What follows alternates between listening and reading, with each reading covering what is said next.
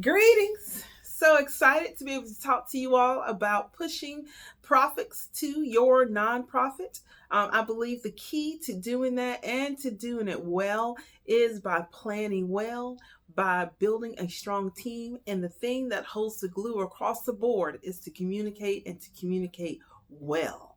So, again, Tiffany Bell, so excited to be here. I am your nonprofit pro. I have lots of tips and not tricks, but tips and strategies that you can use to help grow your nonprofit. Particularly, again, as I've already stated, the first piece of business that I think is extremely important is you have just got to plan well. You need to have a well structured plan, a well structured program that meets the needs of your community. Obviously, people think all of the time, hey, you know what? I see that such and such they need blah blah blah blah blah, and they're like, oh, I think it'd be a great idea. Let me just go out, I'll start a nonprofit and see what we can do to help meet this need.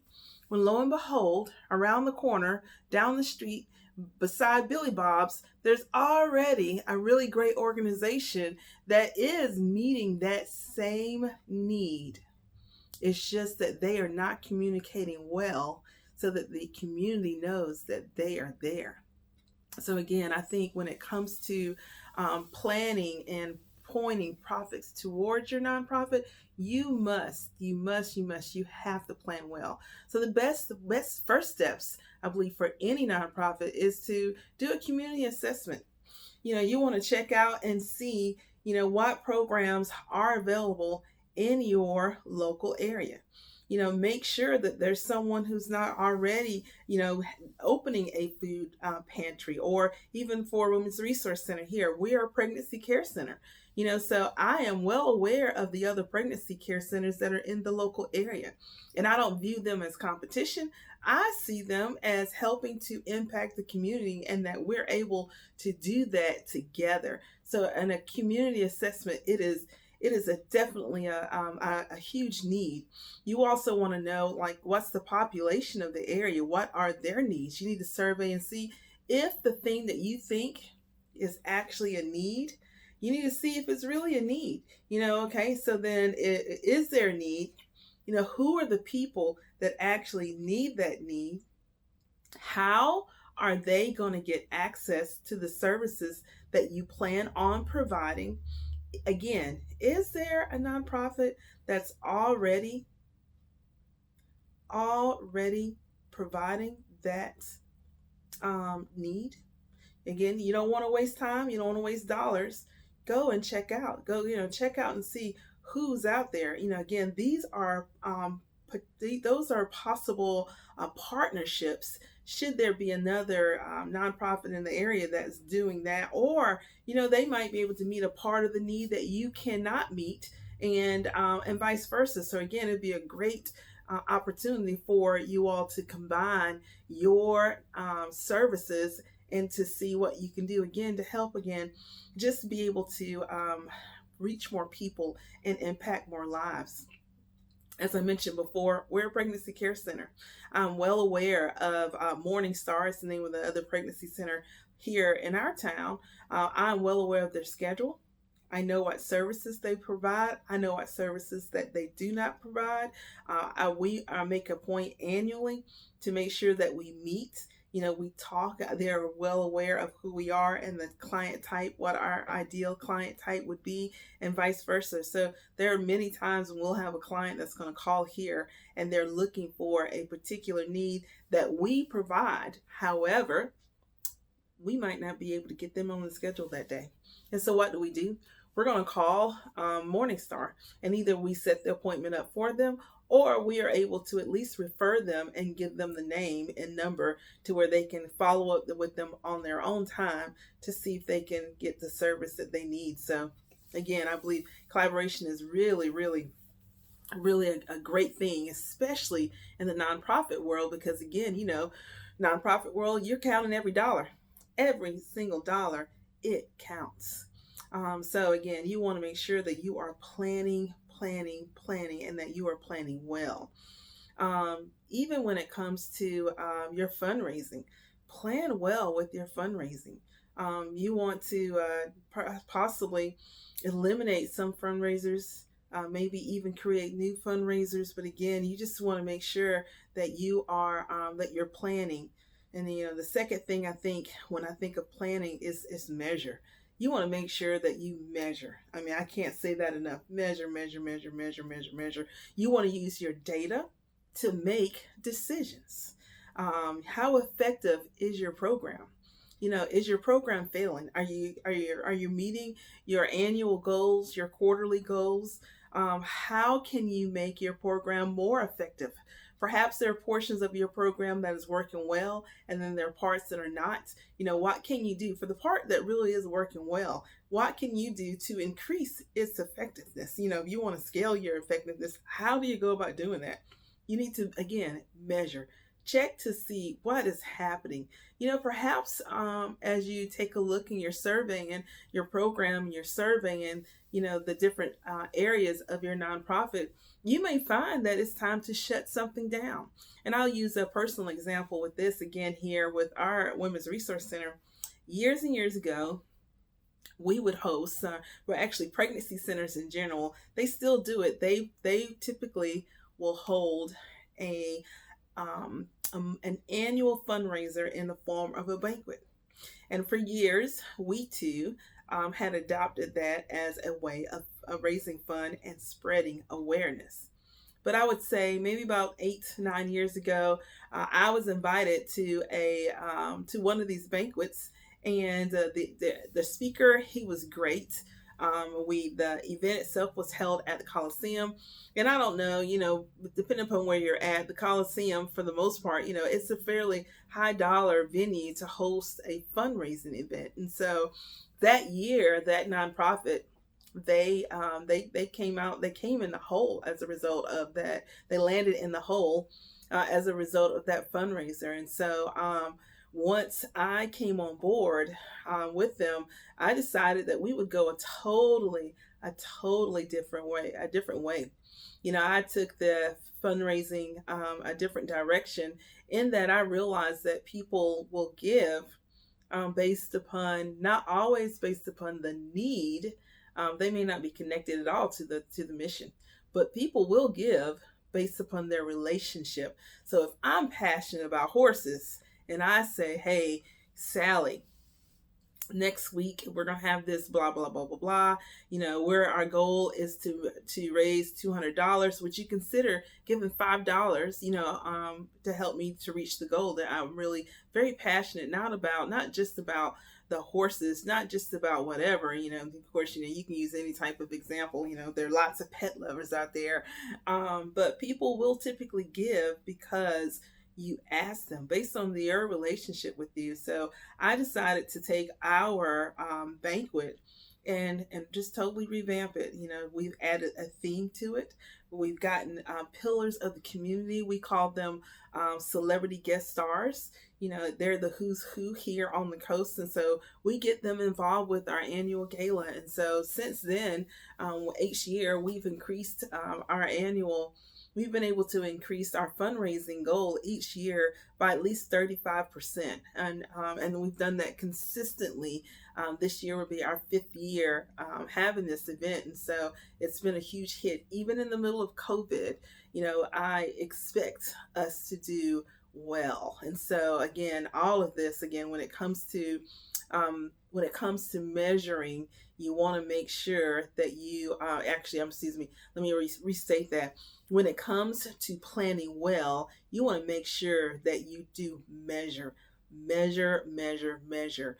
Don't be afraid to make changes. When you get that data, it is okay to make changes. You don't necessarily have to hold on to something because you've always done it. And another example, again, when I first came to this center, they would do an annual walk. We have tried several years to do the walk. From what I understand, when I'm listening to my donors, they expect a walk. Now, is the walk extremely profitable for us? No, it's not, but it is something that our donors look forward to. And so for them, it's more about feeling as if they're a part of something that's bigger, that they're able to come out and give a couple of hours in the morning by participating in this walk. Well, so what we've done is just find another way to still have the event, but for it to be less time consuming on the staff and volunteers, more effective as far as being able to actually make money. And again, we're making money to go right back into the center so that we're again able to provide the services to our clients. But again, we've just learned to adjust. And so we've found a way. We've partnered again, as I mentioned earlier. We've now partnered with another organization that's already hosting an event, and we just come along with them and piggyback. We no longer have to do all the setup. We no longer have to pay all the upfront costs. For the most part, we're just calling a few people, we get some logos in the back of the t-shirts and calling it a day. We don't even have to purchase the t-shirts. I mean, collaboration is definitely a great way to go if you're in the nonprofit world and you're looking for ways to be creative in your spending, and also wanting to stay connected to community and making sure that you're meeting the expectations of your donor base. That is extremely important. I would say the next most important thing that you need to do when it comes to pushing profits to your nonprofit is building a strong team. You got to have a team. Again, I mentioned earlier, when it comes to fundraising, we excel in fundraising because of the people that we have that are on our team. And so one of the first things that I learned when I got into this arena was making sure I needed to have a good number two. You know what I mean by that? Batman, he had Robin. Captain Kirk had Mr. Spock, and Lucy. I Love Lucy show. I'm sure you guys remember that. She had Ethel. Those two ladies were constantly getting into trouble together. They were each other's backup. Ethel could finish Lucy's sentences. And so my number two here, I love her. Her first name's Christina.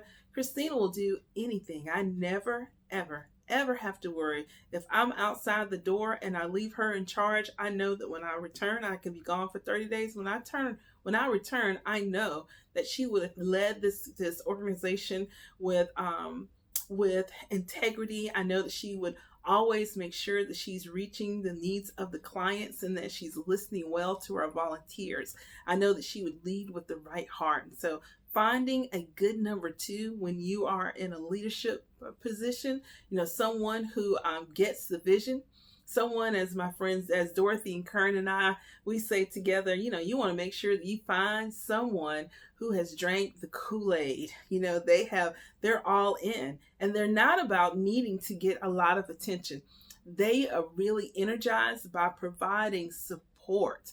They are energized by making you look good. And again, I don't want to make it seem as if that's a selfish thing, in regard to having someone who make you look good. What I really mean by that is that you need someone that you can trust.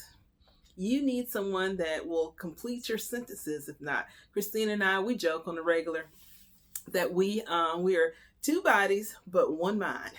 And so again, I pretty much kind of understand how she's going to respond to most situations, and she is on the other side of that. She knows for the most part where I'm also going to land in various positions and so situations. So we really do make a great team.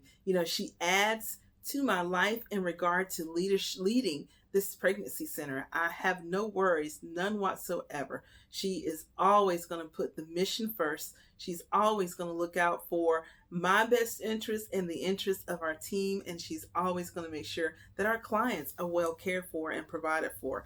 That is that is stellar. That is what I am looking for when it comes to building my team and making sure that I have support. Again, just thinking, being a leader and being responsible for multiple things and having to wear multiple hats, none of us can do it on our own. We all need support. I think what makes a marriage a good marriage is knowing that you'll have that partner there with you, thick or thin. knowing that you're not carrying the load all by yourself. Or in those moments when your load is a little heavier than your partner's load, you know that he or she has your back. You need that same structure in order to run your nonprofit and run your nonprofit well, so that you don't have to be all things to all people. One of the things again that I love about our team here is that I am not tied in the least bit to what's happening in the front of the house. I am free at all times to make sure that I'm able to do what needs to be done in order to actually run the center, though I am aware of what's happening, within our day-to-day activities. I don't have to be involved in those. And I've met lots of nonprofit leaders where their structure is not quite the same, where they've tied themselves to the running of the clinic instead of running the mission. As an executive director, it's your job to make sure that you are connecting with your donors. You want to make sure that you are looking for opportunities to collaborate in the community. You want to make sure that you are making sure that all the dots are crossed, so to speak. But tying yourself into the office space, so to speak, and doing those administrative things 24/7, that will disconnect you from community and from donors and from being able to just grow your mission. And so I feel like, you should always, always, always, you have to leave room, leave room by getting a number two, so that you have the freedom that you need in order really to get out and to network and to connect. Another really important thing when I think of pushing profits to your nonprofit in regard to teams, it's your volunteers. A good volunteer, a person who is who sees the value in the mission that you're offering, in the people group that you look to serve.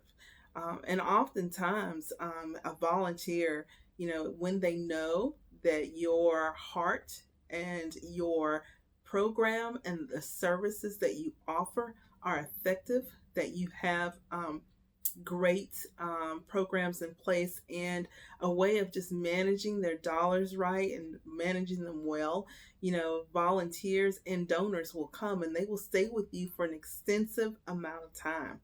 And so one of the things that I love about our volunteers is that they're well connected to the mission. They all have a personal story.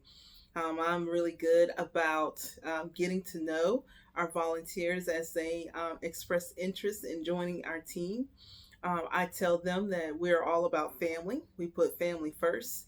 Actually, we put God first, and then we put family second, and then our mission here is next in line. And so they understand the value that I see on the family family unit, and because of that, they love that. They realize that I do not expect them to put this in front of the things like that. Really, probably the best way for me to say that is that they understand that I value what they value. Family is precious, and so having an open line of communication with your volunteers, it's key. One of the things that I try to do at least once a month, sometimes every other month, is really, of course, dependent upon the season and the schedule that we're on. But, I love to just pull up a chair. It's what I call it. That means at least once a month or so, maybe every 6 weeks or so, I'm going to take time out and I'm going to speak directly to each volunteer, and I'm going to talk to them, a little bit about, what's happening here and how they feel here at the center, what their thoughts, are, what their observations are. But I'm going to talk to them also about things that have nothing at all to do with the mission. I want to know about their families. I want to know about their latest grandkids. When people realize or believe that you care for them, they are more apt to to share more. They feel that heart connection. I think, the thing again with the nonprofit industry is that people, their mission, the people that get connected, they're going to be mission driven people. And so that means that they really have a heart about people. And when they know that you care for them, they are going to give back. They're going to stick in, they're going to lean in, and they will do the things that you need to get done, most times without hesitation. We are really also good at making sure that we are treating them. Oh no, what's the word? More, I'd hate to say we treat them well. Let me just say it like that. And so we believe in doing, giving small gifts to them. And when I say gifts, that means that, every volunteer gets a birthday card. It's an inexpensive way to acknowledge a special day to them. We also make sure that they would get some type of happy for Mother's Day, Christmas Day, Volunteer Appreciation Month. It's the month of April. We're really, really good about wanting our volunteers to know that they are valued and they are appreciated. And the mission that we have, we would not be able to do that mission without them. We need them. And so I always want to make sure they know that from the most sincere part of my heart, that I really do value what they bring to the Women's Resource Center and what they're able to give our clients, and that our clients themselves are quite happy that they're able to connect with them, that they help to provide a place and a space that is judgment free, and a place and a space in which they can be accepted. Another thing when it comes to building a strong volunteer base is I'm always conscious of making sure that people are on the team in an area that really suits their personality, their skill set, and their experience. Oftentimes they're really excited about joining the team, and you'll say, hey, okay, so we got you on board. We're excited that you're here. From what you've seen, tell me what area in particular were you considering volunteering. And what I found is that they are so enthusiastic about being here, is that they're like, oh, well, just put me where you need me. And I would much rather not go that direction, and it seems like it would be a great thing, like, oh yeah, I'll do that, whatever you want. Yeah. But, volunteers, they will hold on, they'll serve longer, and they'll serve stronger if they're in an area that really suits them. And so I'm always, I'm listening. I ask certain questions. I want to know that not only are they serving, but they're serving well because they're being fulfilled.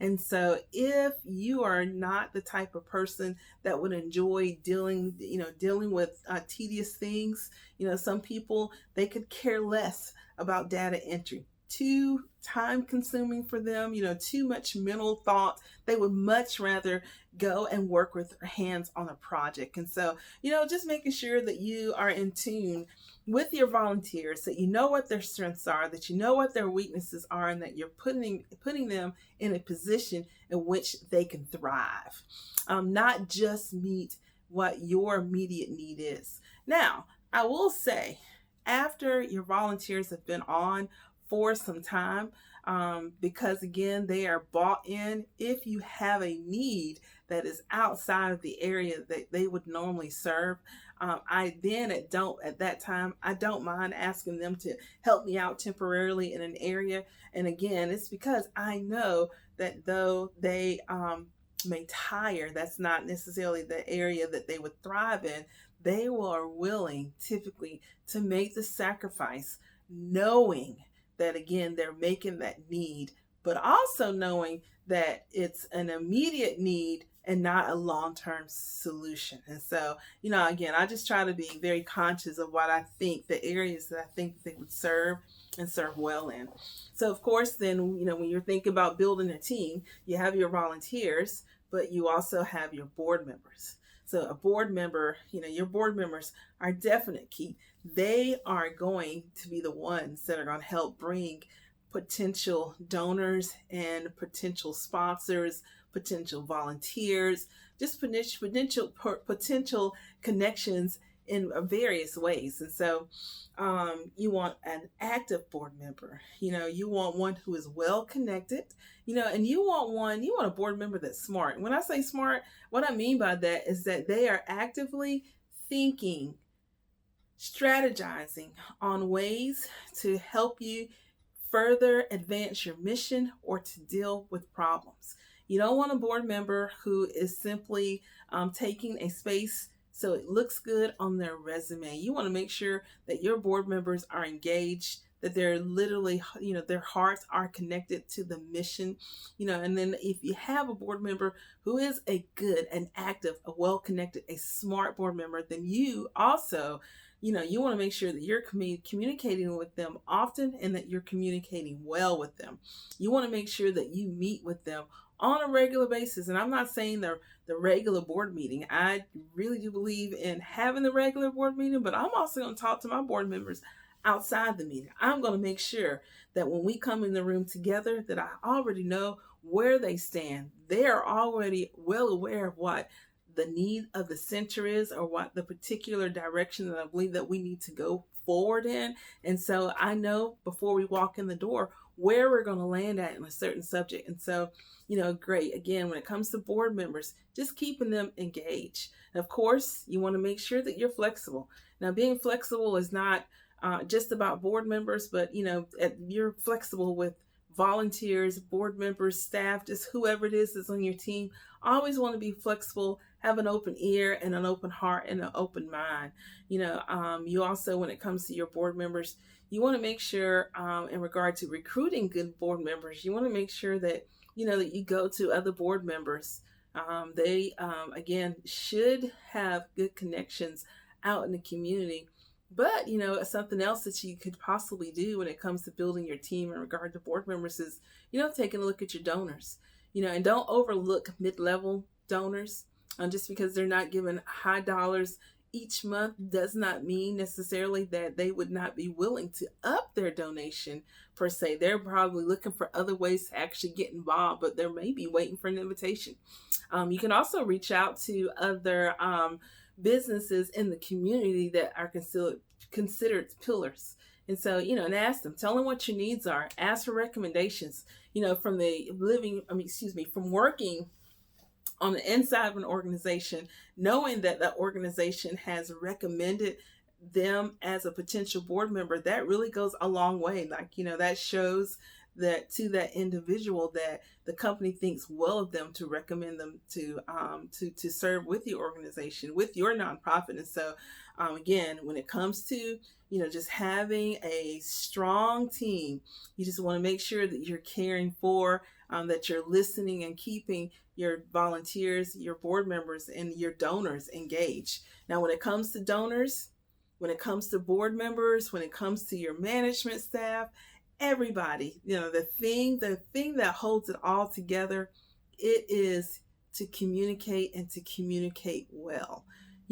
Regularly make sure that you are connecting, whether we're talking newsletters, e-blasts, social media, personal phone calls. Personal phone calls go a long way. You just want to make sure that you are connecting, that you're connecting and that you are speaking with them on a regular basis. Make sure that you say thank you.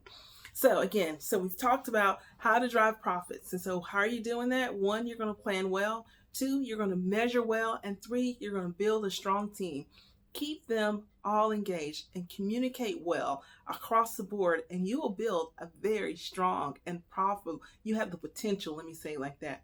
You have the potential to build a very strong and profitable nonprofit. Now, again, my name is Tiffany Bell. I am your nonprofit pro. You can go to my website, which is mynonprofitpro.com.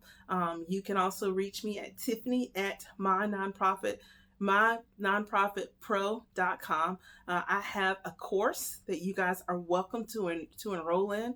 If you are a soon to be a nonprofit, or you already have a nonprofit and you're just looking for ways to grow, or you've ran into a couple of rough spots along the way and you're looking for a way to be able to connect and to learn more, I would love to have you enroll in my coaching program. Or feel free, send me an email. I would be happy just to share some journal or information with you that can possibly help you out. Again, Tiffany Bell, mynonprofitpro.com. Head up over to the expo so that you can learn more about my services and products. All righty, y'all. It's great talking.